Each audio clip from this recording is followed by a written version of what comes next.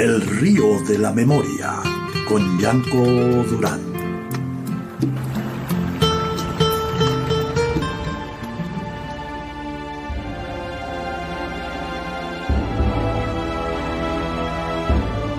El fantasma solo llama una vez, de Jane Shirot Singer. Edición, musicalización e interpretación, Yanko Durán.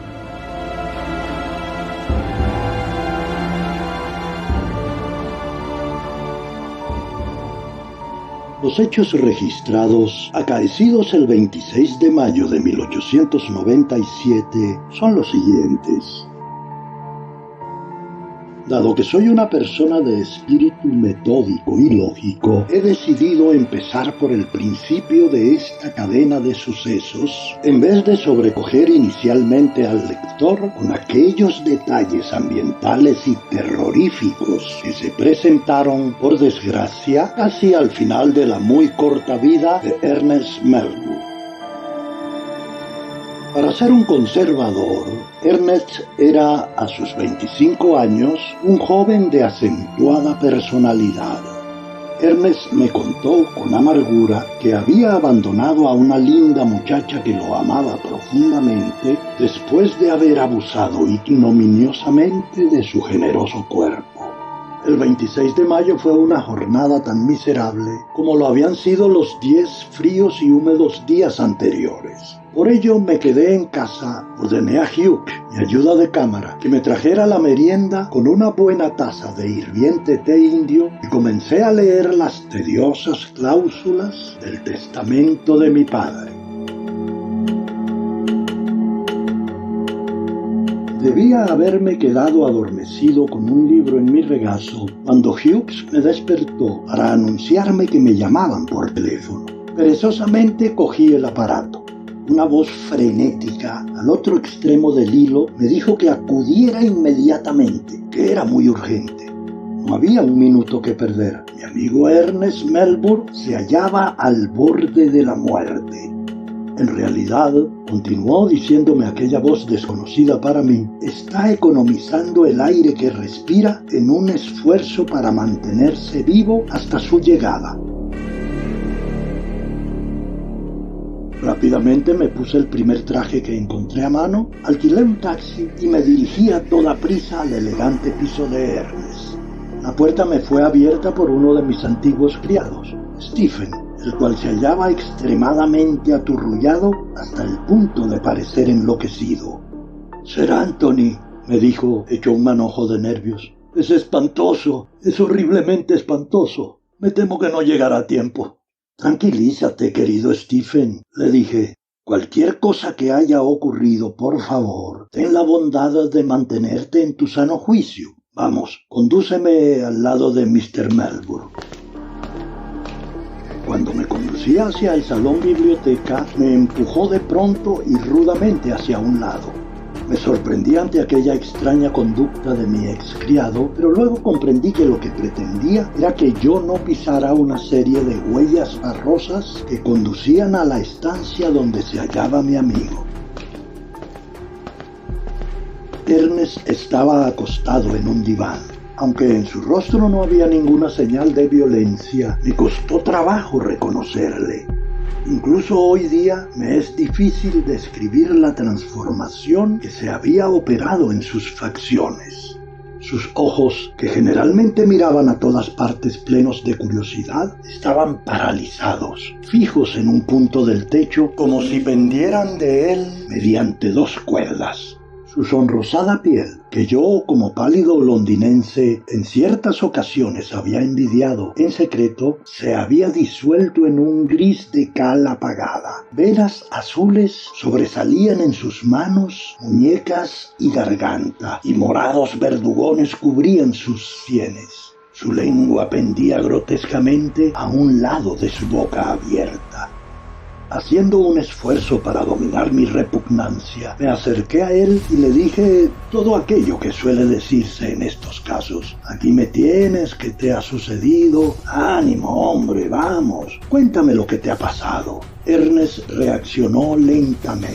Un indefinido fulgor apareció en sus ojos. Después de varios intentos, al final estuvo en condiciones de hablarme de forma que yo pudiera entenderle. Anthony, murmuró, debes escucharme, pero sobre todo debes creer en mí, debes creerme.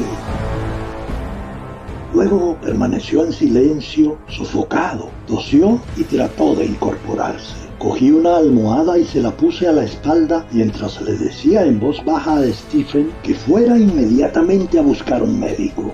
Me senté cerca de mi amigo. Anthony, debo ser breve, me queda muy poco tiempo de vida. Escucha atentamente lo que voy a decirte y en nombre de Dios, créeme. Fui al funeral de Sir Gilbert. Fue espantoso.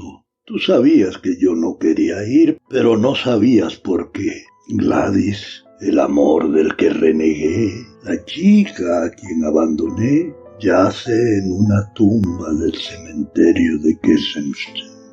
Estaba aún lloviendo cuando sacaron el ataúd de Sir Gilbert de la iglesia. Permanecí allí mojado y helado de frío. De repente, guiado por los remordimientos, o quizá empujado por el mismo demonio, me hallé explorando el cementerio, pisando aquel terreno sucio y fangoso, buscando algo, una flor de lis, una rosa, algo que fuera bello, fresco, joven. De pronto vi un seto vallado en el que había una entrada que daba a otro cementerio, en el que las losas sepulcrales estaban muy cerca unas de otras. Anthony, ¿me estás escuchando? Alargué mi mano y le cogí la suya, pero no queriendo distraer sus pensamientos, permanecí en silencio. Vi que el rostro de Ernest se relajaba. Cerró la boca y un alarmante color de cera se extendió por su piel.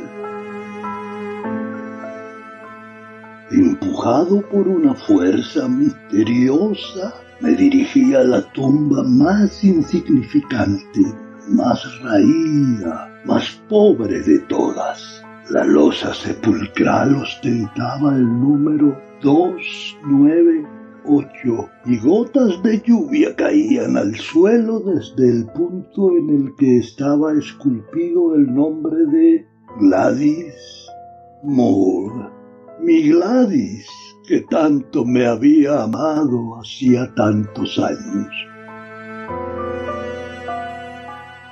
Me parecía imposible que la vista de la tumba de su querida Gladys hubiera podido causarle aquel espantoso daño físico. Ernest continuó hablando, pero cada vez más rápido, como si considerara que el tiempo estaba en contra de su reserva vital y de su monólogo. El temor más espantoso se apoderó de mí. Mi primer impulso fue sacar inmediatamente el ataúd de aquel lugar tan deprimente y colocarlo en aquella parte del cementerio reservada a la gente ilustre, para que así la tumba de mi Gladys ocupase el mejor sitio de todos. Pero este noble pensamiento se me borró en el acto para ser sustituido por otro. Si la gente llegara a enterarse de mis antiguas relaciones amorosas con una tabernera, todos mis proyectos se vendrían a tierra. Todo aquello por lo que había luchado durante toda mi vida quedaría arruinado. Cuando regresé a casa, Stephen me sirvió la comida. No tenía apetito, por lo que le ordené que retirara los platos, limitándome a beber 3 copas de oporto. Creo que me quedé dormitando. Tuve la sensación de haber sido drogado o sometido a un trance hipnótico. Luego sentí la necesidad de telefonear a alguien. Cogí el aparato y marqué el 298 de Kensington. Después de un corto tiempo, una voz de mujer contestó. Sonaba como si estuviera muy lejos, aunque sus palabras eran perfectamente audibles. La voz dijo: «Oh, amor mío, qué gentil has sido en telefonearme. He estado mucho tiempo esperando esta llamada. Iré inmediatamente a verte.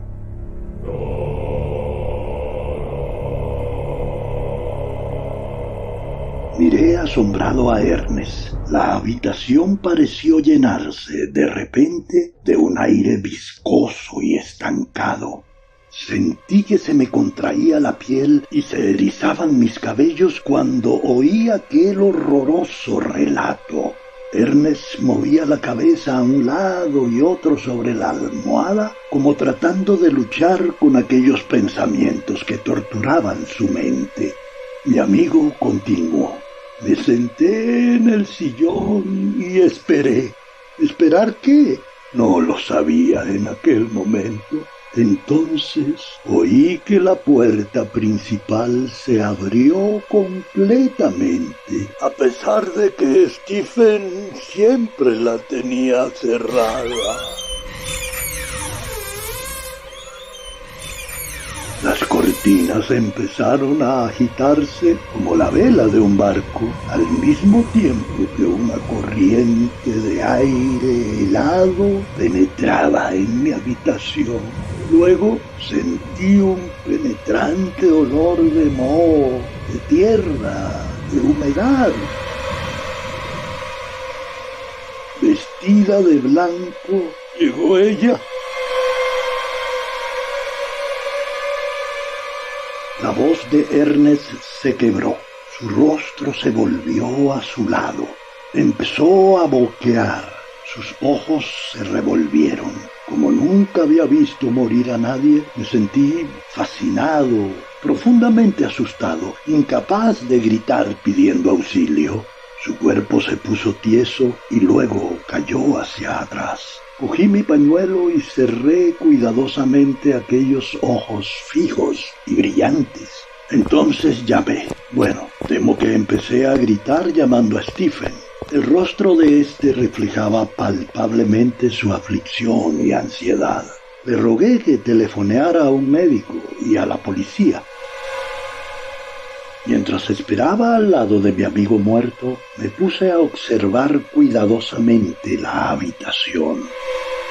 En línea directa desde la puerta al sillón favorito de Ernest estaban aquellas huellas fangosas de pasos que Stephen me había impedido pisar hacía unos minutos. Me levanté para estudiarlas más cuidadosamente. Entonces vi, horrorizado, que en las pelusas de la alfombra que cubría el suelo de madera estaban grabadas las huellas inconfundibles de unos zapatos de mujer.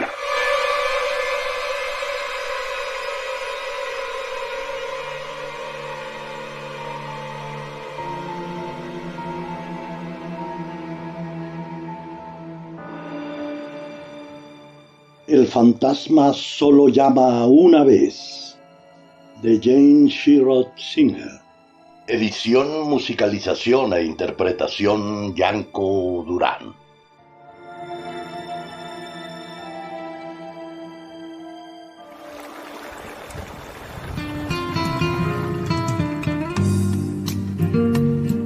El río de la memoria, con Yanko Durán.